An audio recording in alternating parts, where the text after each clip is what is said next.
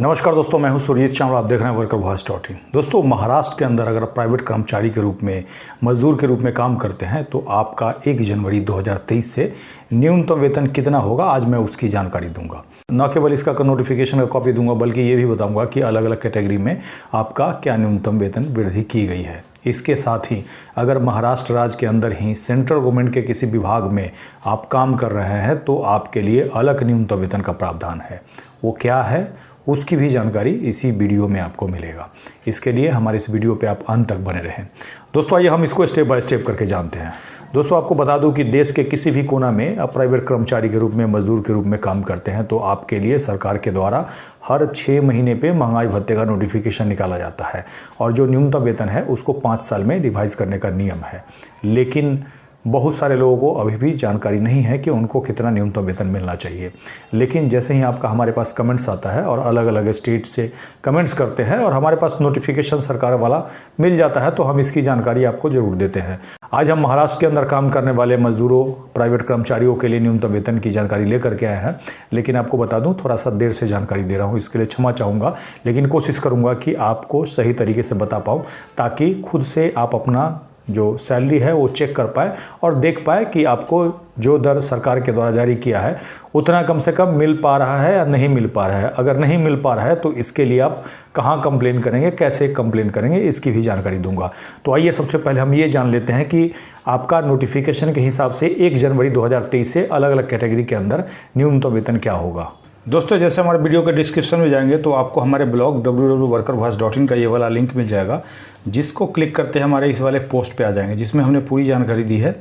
और जैसे ही थोड़ा सा नीचे आएंगे तो यहाँ पे आपका 1 जनवरी 2023 से अलग अलग कैटेगरी के अंदर क्या न्यूनतम वेतन होगा उसको हमने बताया है, जिसमें कि यहाँ पे रोजगार की श्रेणी है, यहाँ पे जोन है, यहाँ पे आपका मूल वेतन प्रति महीना है, यहाँ पे HRA प्रति महीना है, VDA यानी कि आपका महंगाई भत्ता जो बढ़ाया गया है वो मासिक है, और यहाँ पे प्रतिदिन, और यहाँ आपका मासिक वेतन क्या होगा उसको इस टेबल में हमने बताया। इसके बाद आप जो अनस्किल्ड जोन 1 में है तो आपका एक दिन का 479 रुपये 42 पैसा और मासिक वेतन 12,465 रुपया। इसी प्रकार अनस्किल्ड में ही जोन 2 के अंदर आते हैं तो 456 रुपया 50 पैसा एक दिन का और मासिक 11,869 रुपया। अनस्किल्ड के ही जोन 3 में है तो 433 रुपया 54 पैसा एक दिन का और 11,272 रुपया मासिक।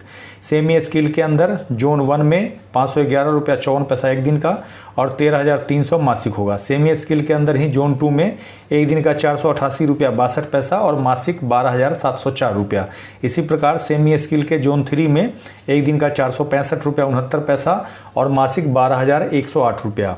स्किल के अंदर आते हैं तो जोन 1 में आपका 554 रुपया 38 पैसा एक दिन का और 14,076 रुपया जो होगा मासिक होगा। स्किल के जोन 2 में एक दिन का 518 रुपया 46 पैसा और मासिक 13,480 रुपया। इसी प्रकार स्किल के ही जोन 3 में एक दिन का 495 रुपया 54 पैसा और मासिक 12,884। इसके बाद अगर आप सिक्योरिटी गार्ड के रूप में काम करते हैं तो यहाँ पे आकर के खुद से आप चेक कर सकते हैं अलग अलग कैटेगरी में क्या होगा। इसी प्रकार से हमने यहाँ पे बताया है और इसके पोस्ट के लास्ट में आएंगे तो यहाँ पे नोटिफिकेशन का कॉपी आपको मिल जाएगा। दोस्तों, जो दर मैंने आपको बताया है उसमें जो मासिक वेतन है उसमें 26 से भाग देंगे तो एक दिन का वेतन कैलकुलेट हो जाएगा। इसमें आपको कंफ्यूज होने की बिल्कुल ज़रूरत नहीं है।